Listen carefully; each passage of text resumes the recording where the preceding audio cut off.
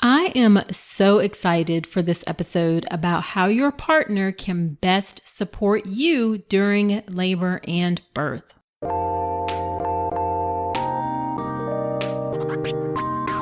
Welcome to the All About Pregnancy and Birth podcast. I'm Dr. Nicole Calloway Rankins, a practicing board-certified OBGYN who's had the privilege of helping hundreds of moms bring their babies into this world. I'm here to help you be knowledgeable, prepared, confident, and empowered to have a beautiful pregnancy and birth. Quick note, this podcast is for educational purposes only and is not a substitute for medical advice. Check out the full disclaimer at ncrcoaching.com/disclaimer. Now let's get to it. Well, hello, welcome to another episode of the podcast. This is episode number 66. And as always, I'm so grateful that you're here with me today. So I'm really excited about this episode. Over the course of the last year, since I started doing this podcast, I've had lots of people ask me about this topic of how can partners best support the birthing person. So I'm super excited to have Alice Turner on. Alice has more than 15 years of experience as a doula and as a Lamaze certified childbirth educator. She has supported more than 300 births, and she knows the power of a prepared partner. So during the course of her work, as she's talked to doctors, midwives, other doulas, she identified the need for a convenient way to prep partners for their support role during labor and birth. So she developed this tailored curriculum. She filmed it with dads in a local brewery, and that is how she developed Supporting Her. And she's going to talk about what that is in the context of our interview. Now, Alice is just really dedicated to her mission of helping families have a positive birth experience. So in today's conversation, we talk about the role of a support person, why it's important that the support person take time to prepare, the things that support persons absolutely should do, and things that they absolutely should not do. She gives some suggestions on how the support person can provide physical support to the birthing person, and then much more. So I believe this episode is really timely right now when visitors are limited because of COVID-19. It's likely that you'll only be able to have one person with you during your birth. So it's really even more important now that the partner is prepared. So you're going to find this information useful for sure. Now, before we get started, as I mentioned, Alice has her program called Supporting Her, and it's an online course. I have actually purchased the course myself and gone through it, and it is great.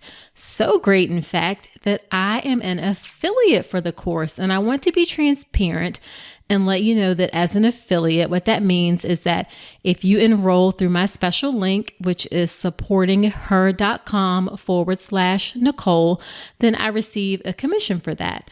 Now, this is the first product that I have ever agreed to be an affiliate for because it really is that good. So after listening to the interview, I do hope you check out her course, supportingher.com. And again, that's supportingher.com/Nicole. All right, let's get into the episode with Alice.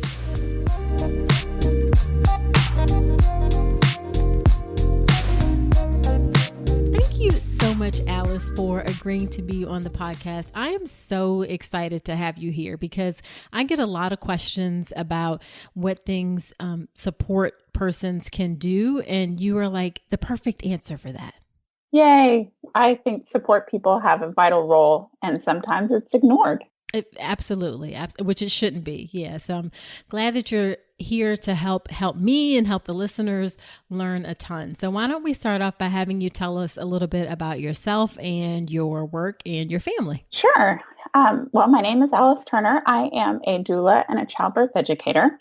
My professional life didn't really start off in the birth world. I actually have an engineering degree and worked in bioinformatics for a while. So I crunched data. Okay. Yeah. I love it. I love it. I'm gonna have an engineering degree myself. So. We understand what it went through, Yes. what we went through for that. So um, I worked a lot with data and databases, but I always loved healthcare. I worked in anesthesiology in college and loved working at the hospital. And just so happened that I had a friend that her husband had been transferred when she was pregnant with her second baby, and he could only come back for a 2-week window around the due date. And she got really worried that she was going to give birth alone, and she did not know many people that had had 2 different birth experiences, and I had had 2 babies at the time with 2 different experiences.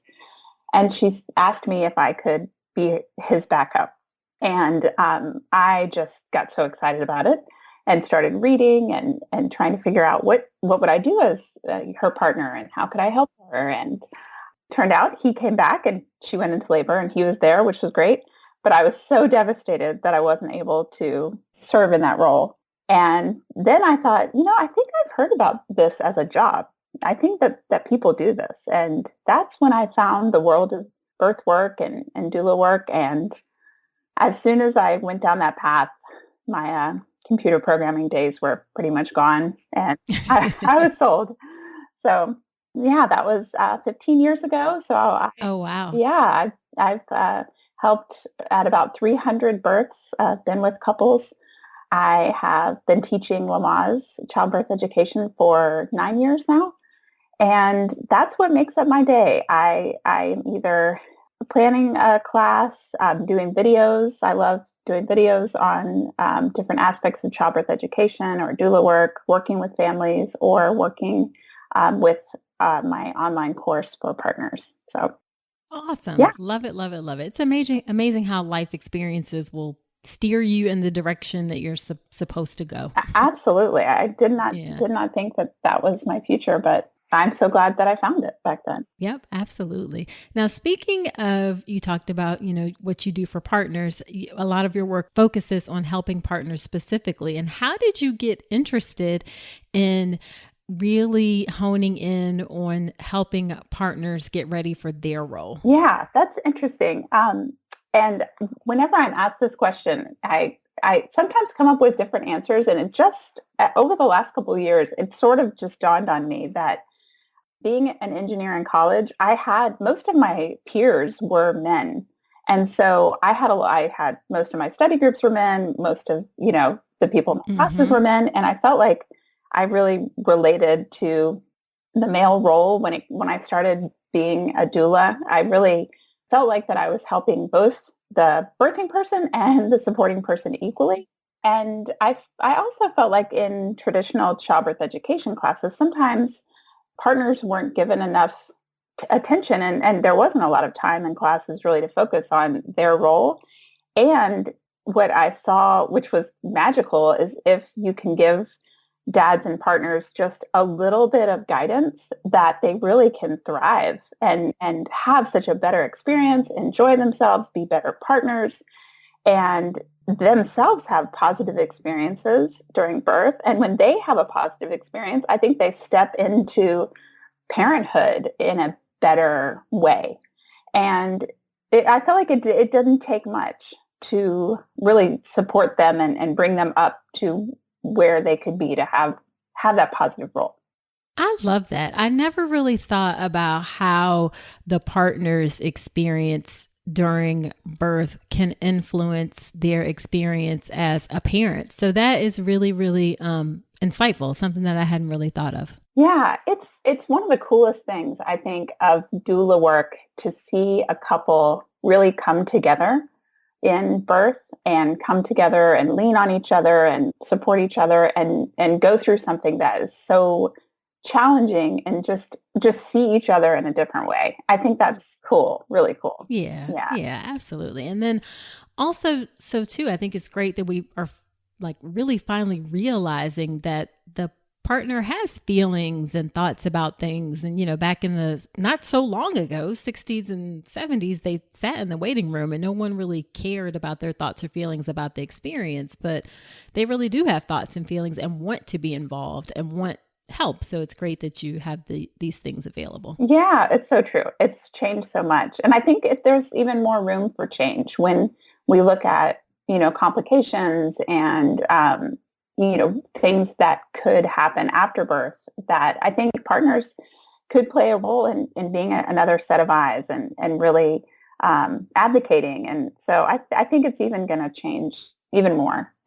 Yeah. Positive. Well, sure. Well, let's talk about that. So what do you see as the role of the support person during either, pregnancy, birth, and postpartum even? Yeah. Well, I think that support people can really help their partners find their preferences, learn, encourage them to research, talk together about preferences for birth. I think that's really important. And take an active role in education. Not check out and say, oh, well, childbirth education isn't for me or the tour isn't for me, but really leaning in and taking on the role of, I really suggest that partners can take on the role of, I call it the data manager, because there's so much information to organize and keep track of from, doctor's appointments and what supplies should you have? What are your resources in your community that you should, have available? And if they can take on that role, it's taking some of the burden off the person who's pregnant and doing a lot of the heavy lifting in labor. Mm-hmm. So, yeah, that makes a whole lot of sense. And why is it important that the support person actually takes some time to prepare as opposed to just kind of showing up and going with the flow? Yeah, that's a good question. Because it is an absolute unknown. Birth is not something, if you haven't been through it before, you likely don't have a good idea of what happens because our exposure to birth a lot of times is what we see in the media. Which is so fake. It's so wrong, right? It's so wrong. I can't even watch it. Anytime somebody gives birth on TV, it's just the worst. Like, just stop it. Yeah. Right. So if without some kind of education, they don't really have a good foundation to know, what is this going to look like and what should I expect and what can I do to help? So none of that is very intuitive really for a partner. Unlike someone who's going through labor, they might sort of be able to have some intuition on how they should move or how they should act or breathe. But a support person doesn't really have that. So education is really powerful. Yeah, that's another good point, that as the birthing person, or you may have some more kind of insider knowledge because you're feeling the pregnancy, although we know that childbirth education is important for the woman or birthing person as well. But definitely, yeah, as the partner, you don't have any sort of feeling, or there's not like a physical connection sort of thing. So definitely makes sense to prepare. Yeah. Yep. Exactly. Yeah. Yes. Let's be real. Pregnancy has you thinking about everything from what you eat to where you sleep. And if better sleep and a better planet are both on your list, let me put you on to Avocado Green Mattress.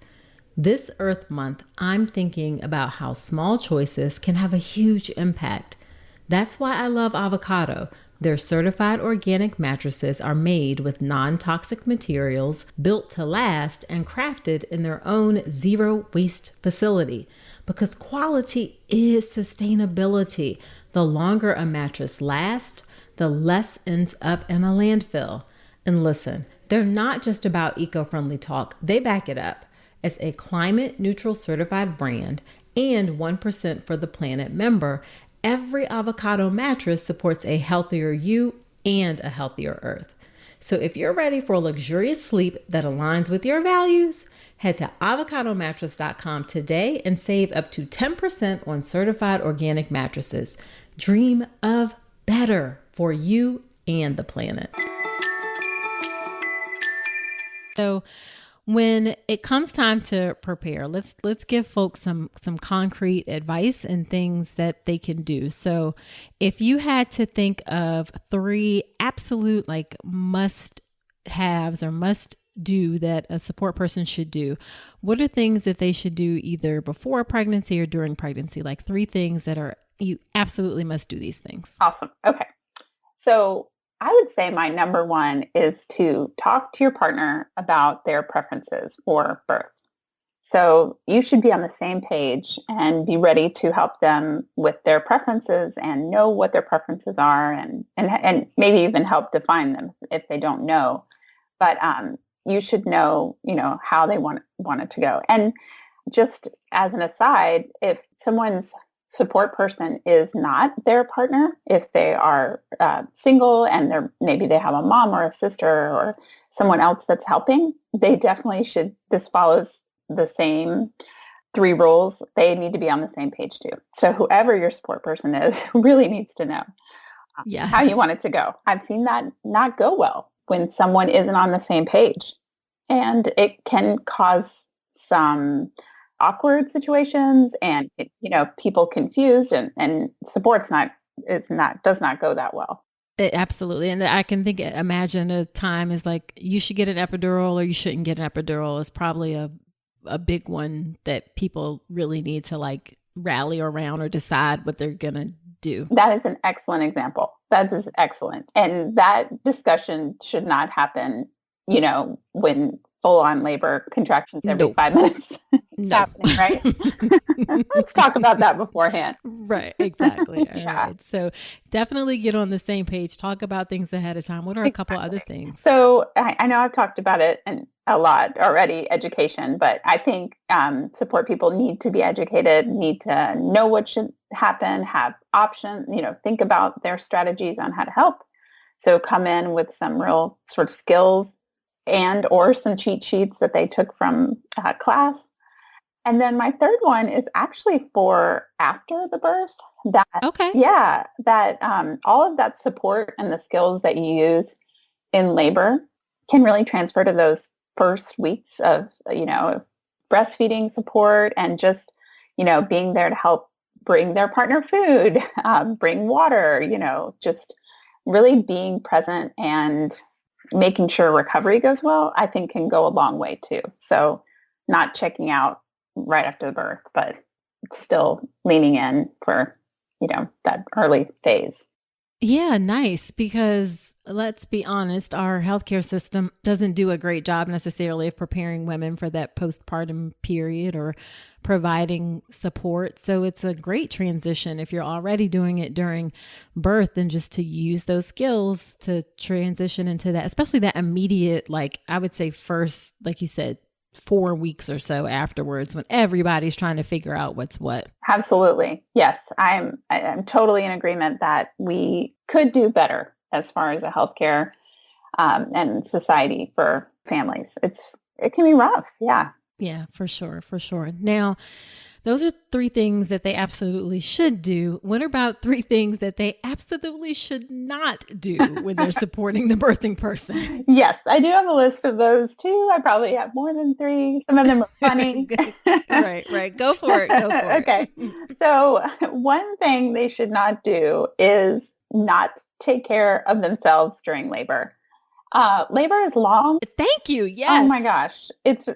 Labor is long. And so many times I have seen, dads they're like, no, I'm not going to eat. I'm not going to, in a nice way, maybe they're like, I don't need to go to the bathroom and take a second. I don't need to eat or rest because I want to be there and be ready. But it's really not smart because as soon as the baby is born, sometimes we see partners like, that's when they faint. That's when they crash, and they're not any good after to help with the baby.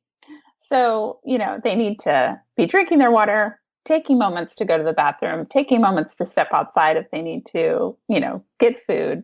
Mm-hmm. This is a marathon. We need to take care of ourselves. The other one, which is that darn phone. Sometimes the phone, yes, the phone, even if I always tell partners, like, even if you are getting texts from her mom, right? Mother-in-law is texting you. Whenever you're looking at the phone, you look like you're, surfing the web. Nobody knows what you're doing on the other side, Yep. right? Yep. And the best thing you can do is just use your phone in the bathroom. To try not to get on your phone. Really be engaged. Don't check out. Don't. And it's hard because labor is long. So being so engaged for a long time can get really tiring, but it's so important. So yeah. So being disengaged is definitely a no-no. And then my last no-no is focusing on the negatives, or what I call like bad verbal support, is something that I see partners do this. I also see healthcare providers do it. And what it looks like is something like saying, oh, you've been at this a really long time, or gosh, you look really tired. And that really doesn't help anyone. I mean, it could be all true. It's true, but nobody who is going through labor needs to hear those things. And for like an easy tip, I tell people, like, imagine that your partner's running a marathon and you're one of the fan cheering stations. Like, you're on the side of the road at mile 20. If you would not yell that out, don't say it in labor. Like, you would not say, you look really tired. Right? Or That's a really good point. You've been running a really long time. It just doesn't help. And it's really easy because you think you're being kind and saying like, oh, I know you're really tired. But if you can just turn it around and say something like, you've been working really hard, like you've made a lot of progress, or yeah, just think of all the contractions you've already done. You don't have to do those again. Some kind of something, turn it around in a positive way is huge. So no negative. I like that. Look, I need to take notes on that myself. Well, I have this dream of someday talking to, like, doing an OB resident talk about those little tips, because it's very easy. I think a lot of people, so many times I've seen healthcare providers come in and say, you've been at this a long time, and you just see her face just, change. Right. That makes a lot of sense. Yeah. And that mindset piece is so important. Oh my gosh. Huge. It's huge. Yeah. Yeah.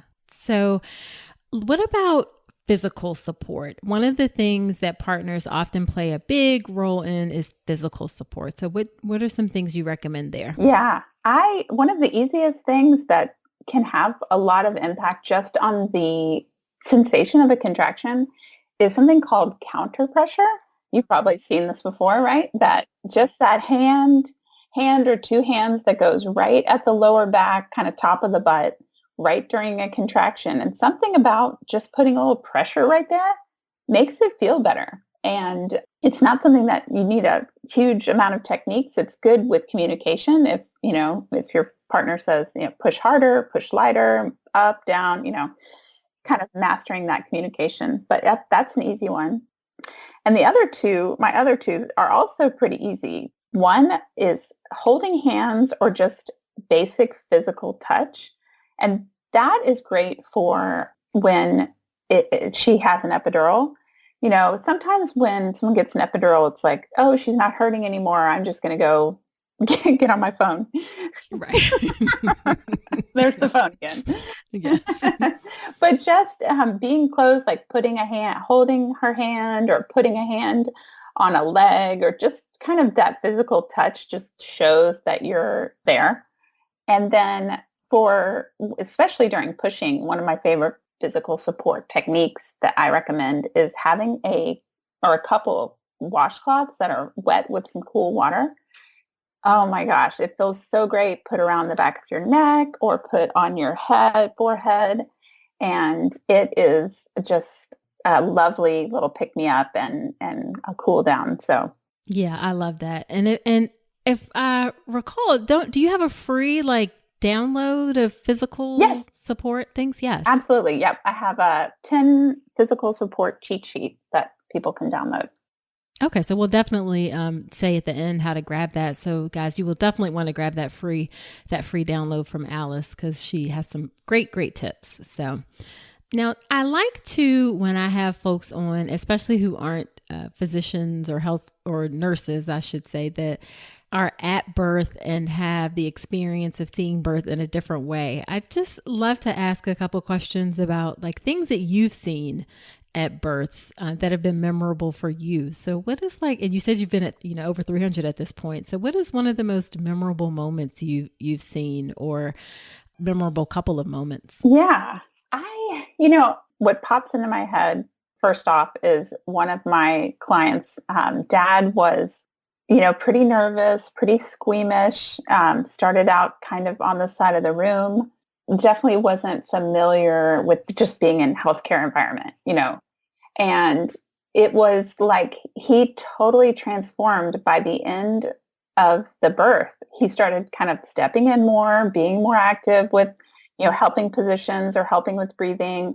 Then she labored in the shower and he was right there. And then at the end, the doctor who was catching the baby said, "Do you want to help catch the baby?" And he said, Right. "Sure." And so he had one hand and helped kind of, guide baby out and onto his wife's stomach. And it was really cool how he, in just the time of being there, had a totally different experience than I think he thought, he would have. So that's cool. pretty cool. Yeah, that was cool.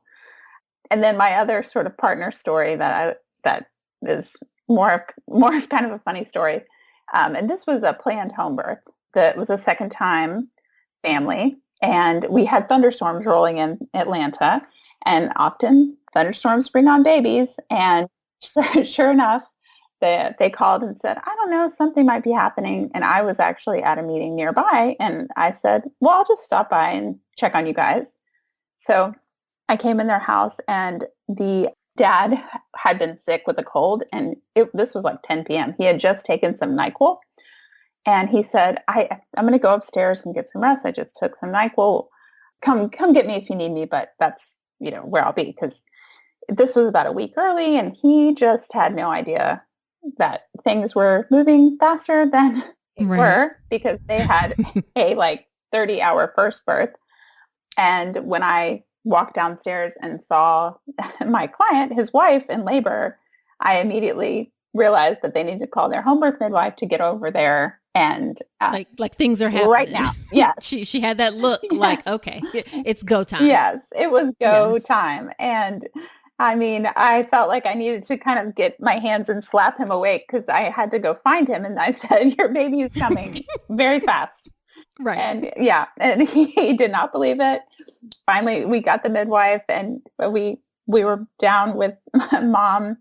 And thankfully, the midwife came in just as baby's head started to crown. And he was still in this NyQuil days.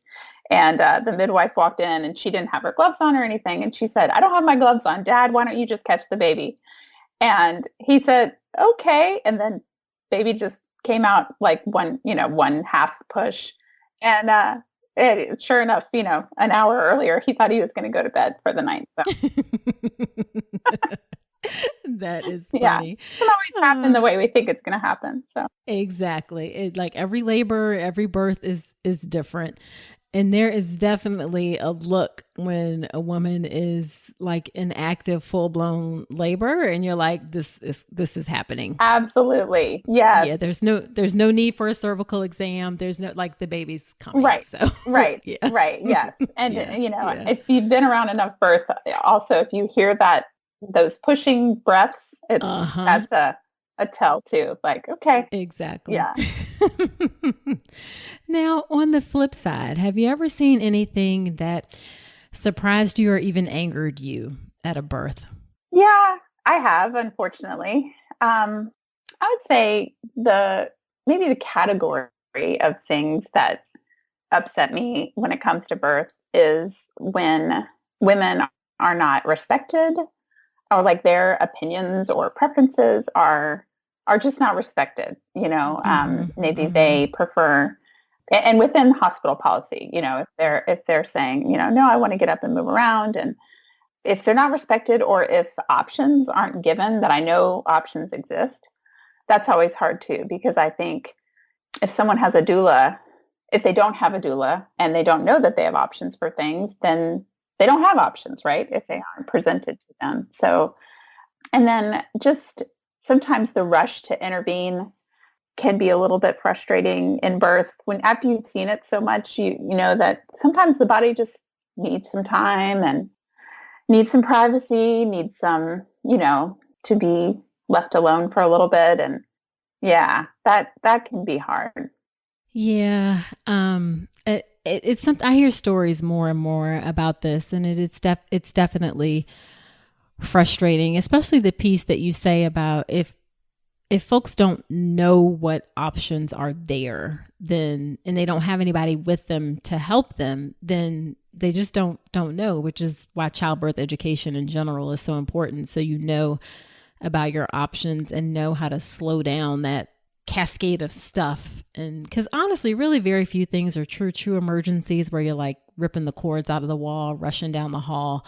Most of the time you have some time for things. And I certainly wish that we could be more patient with birth. It always, like, sometimes I have patients look at me when I say, I'll be back, and I don't know, we'll recheck in 4 or 6 hours, something like that, kind of see where things are. And they're like, what? Like, we have time. Like, there's no rush. Yes. Yeah. Right. Especially in the early part of labor. That for sure. Yeah.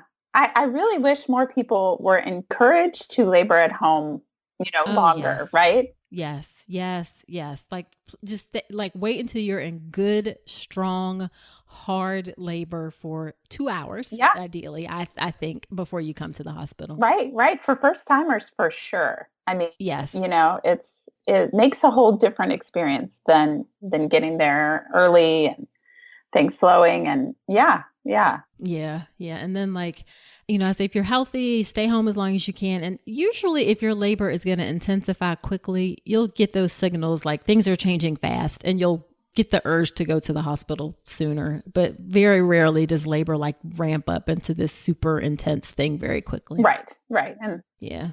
Back to our TV birth has messed it up for everyone. Exactly. Yeah. Now, have you ever seen, something that I hear stories of that really bothers me? It's things like breaking people's water, or being pressured with vaginal exams. I mean, I'm not trying to put you on the spot or anything like that, but have you ever seen anything like that in your experience? Definitely. Yes, I have. I've definitely seen the pressure to have more vaginal exams to see if progress is happening.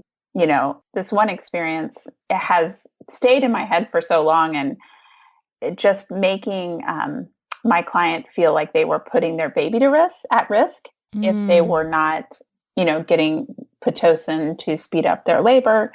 And anytime that happens, it's really hard to, I can't reassure my clients that the baby is going to be healthy, because I don't know, but to play that card of, guilt and fear. Yes. And fear. And yeah, that's difficult. The pressure of intervention or even vaginal exams that are particularly long, or that last even when the mom might say, please stop.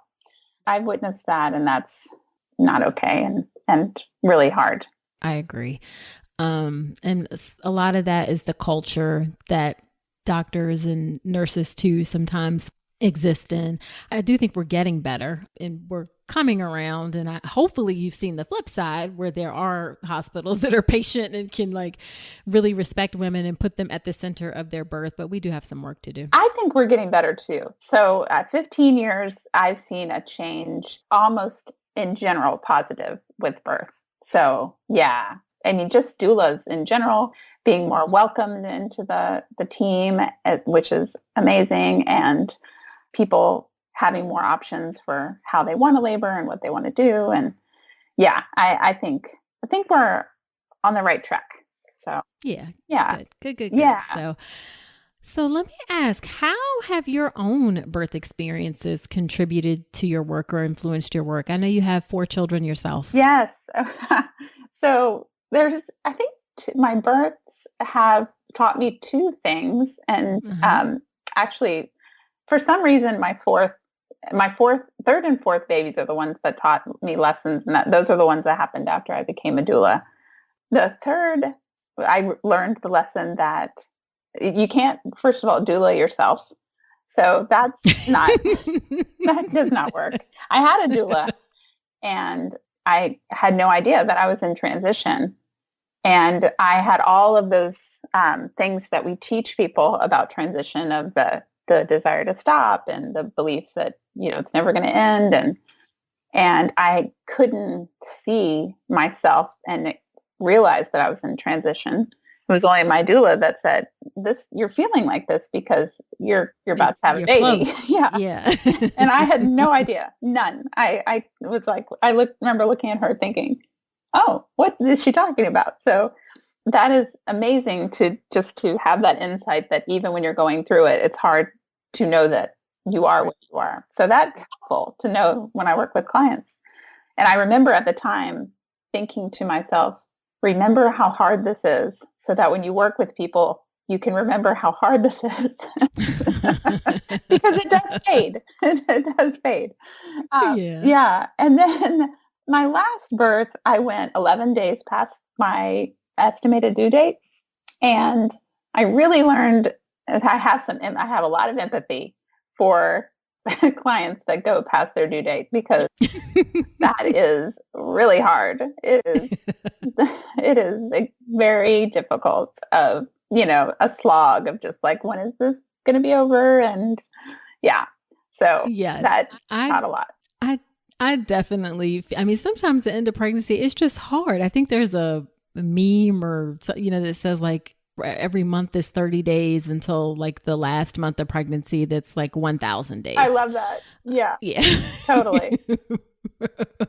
So I'm sympathetic to women, because there's some women who get to that point and they're like, I am just tired of this. So whatever needs to be done to evict this baby from my body, please, can we do something?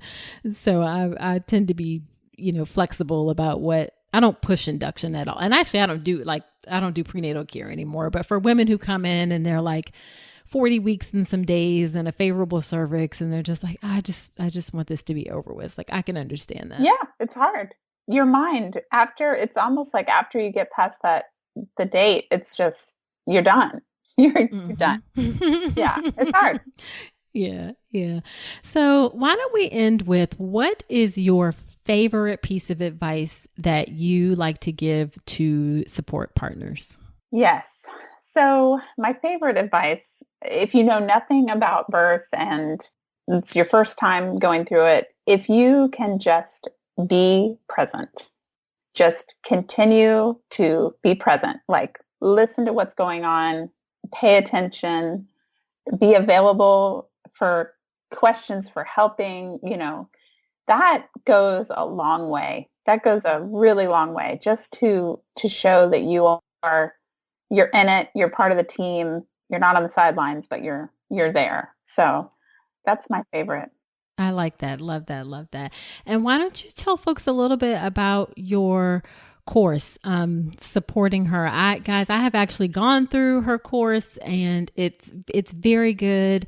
It's not very long, useful information on how to support the birthing person, how to help advocate for the birthing person if need be. This is the first course that I've decided to be like an affiliate for, because I just thought it was really good. So I just want to give you an opportunity to talk about the course, and then where people can find you, and then lots of the free information and YouTube videos and all that stuff that you have as well. Sure. Yeah. Thank you. Thank you so much. I love that you went through it. That really makes me smile, and it's exciting. So Supporting Her, it actually is a course designed for the partner, for dads and partners, whoever is going to be doing support. And it's online. It started off at 2 hours. I think that we're at about 2.5 hours now. The course goes over some really basic skill building ideas, like how to do verbal support, physical support, and then also includes things like logistics about the hospital, how to communicate with your care providers, really giving whoever's going to support that confidence and skills and just helping to reduce anxiety around their role and so that they can step into that role and be their best at it. It's kind of the way that it is set up is really in three different types. It's all video. It's video, but a third of it was studio recorded. A third of it was recorded in a live class that we held in a brewery for partners, which was super fun. And a third of it is actual partner interviews, which is my favorite part. And a lot of people love hearing from people that have gone through it before, gone through birth and what their experiences were. And then there are some handouts, which I always encourage people to print those out and put them in their bag for the hospital so they can refer back, which one of them is the cheat sheet that you mentioned that you can download for free. And it is the 10 ways to provide physical support in labor. So, and then the module that we just added that makes it about 2.5 hours is a labor practice module. And what I found just getting feedback is that people were looking for some more information about just preparing for labor. And so it gives some strategies on how to practice and some videos that kind of go through the patterns, different patterns of labor so that you can practice what you would do, try different positions out and try your breath and just sort of prepare that way, which I think is important. And especially if you've ever done a sport for the first time, the first time you try to throw a Frisbee, you're not very good. But if you, throw it 100 times, it's going to feel more comfortable. And I think labor is the same way. If you practice some of those positions and the breath and, vocalization and all that, it's not going to feel so foreign or weird or awkward at the time. So yeah, that's supporting her. Nice. Love it. And guys, it's very, very reasonably priced as well. Like very affordable. Yeah, $49. And it is at supportingher.com. And you can find the cheat sheet there as well. So, and I can give you a link too if you want to. Yep, absolutely. Yeah. And we'll put that in the show notes. And what about you do videos as well? So tell us about your videos. Okay, awesome. Yeah, I love doing videos. It's just another way to try to reach people and talk about birth, which I love to talk about.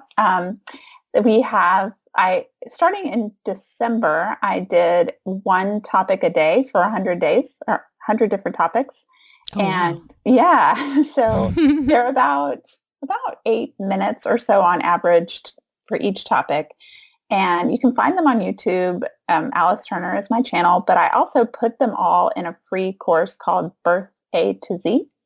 And if you are interested in it, go get the course for free because it's all organized by topic. If it's anatomy and physiology section, it's in that section, or if it's like coping techniques, there's a section for that. So really short little learning about each topic and kind of a light style that's not too heavy, and you can kind of watch a few and get some takeaways from those. So, okay, and then, awesome.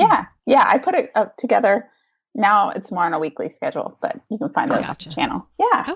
Okay. And then Facebook or Instagram, are you on either of those as well? Yep. So on Facebook, Supporting Her, and then Instagram, it's supportingher_class. So, and yeah.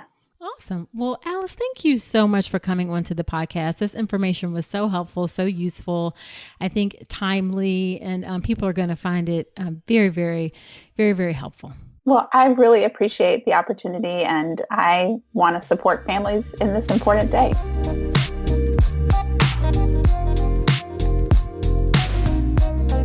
All right. Wasn't that episode packed with tons of useful information? I know that I learned a lot from that episode, and I hope you did as well. Now, after every episode, when I have a guest on, I do something called Nicole's Notes, where I talk about my top 3 or 4 takeaways from the episode. So here are Nicole's notes from my conversation with Alice.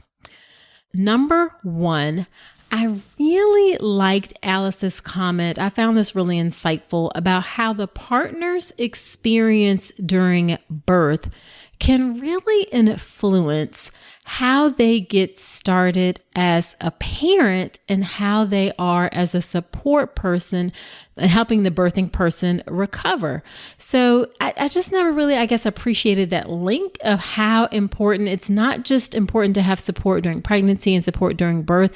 It can really help set a great foundation in terms of how your partner will be able to support you after the birth. So getting prepared doesn't just help you during your birth, it also helps you afterwards as well.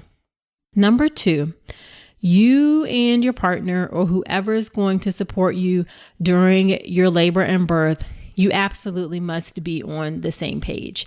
You have to discuss things ahead of time. You don't want to get into the delivery room and have like, oh, I thought you weren't getting an epidural, or you are getting an epidural, or I'm not cutting the cord, or I'm cutting the cord, or I do want to do this, or I don't want to do that. You really want to talk through the things that you want for your birth ahead of time so that you're on the same page. Your partner knows your wishes. Your partner is able to advocate for the things that you want. So take some time to talk about things ahead of time so that you're on that same page. Okay, and then number 3 is the concept, or what she talked about, how you don't know what you don't know. Meaning that if you haven't prepared ahead of time, then you don't know the things that you don't know. So when you're presented options and you don't have any education or background about what those options actually are, you can find yourself in a really difficult situation. So that is why childbirth education is so important. It helps you know the things that you should know about giving birth so that you're better able to advocate for yourself during the birth process. So I definitely encourage you to check out my online childbirth education class, the birth preparation course. You can find that at ncrcoaching.com/enroll. The course takes you through what I call my beautiful birth prep process. And you start off by learning how to set the tone for your birth, get in the right mindset.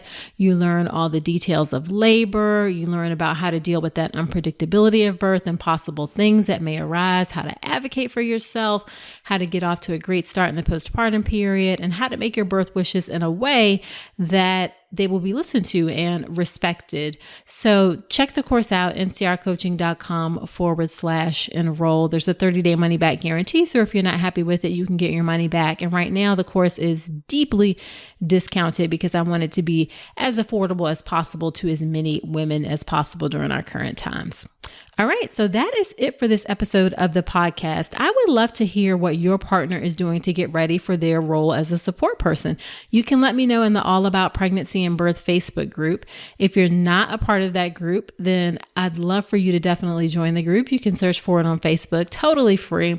We are over 800 women now in the group, really supportive community. The community manager, Keisha, is an experienced doula, but I always say that the absolute best part of the group is the women in the group who really support each other, and it's a no judgment zone. So check that out, All About Pregnancy and Birth on Facebook. Also, be sure to subscribe to the podcast, Apple Podcast or Spotify, wherever you listen to podcasts, so that you do not ever miss an episode. And of course, if you feel moved by what you listen to and you find that it's helpful, then drop me that review in Apple Podcast in particular. I'd be so grateful for that. It helps other women to find the show, helps the show to grow. And I also do shout outs on episodes with those reviews from Apple Podcasts. All right. Now, next week on the podcast, I am talking about planned cesarean birth.